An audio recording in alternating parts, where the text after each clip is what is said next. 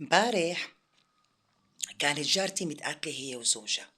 قال ليش؟ لأنه بتشخر كتير بنومها. فزوجها كان معصب منها ونايم بأوضة القعدة.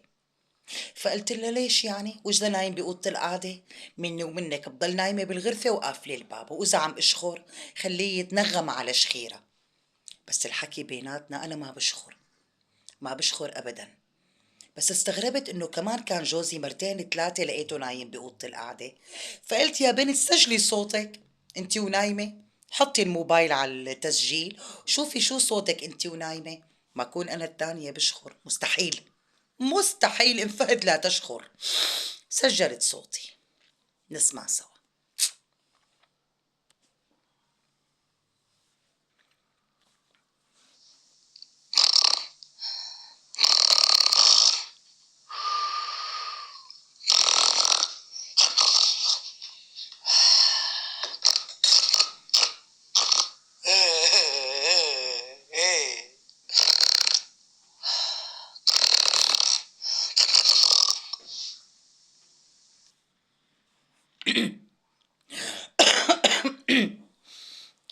بنهاية الفيديو بكل فخر واعتزاز كتر خيره انه انا لسه على ذمته.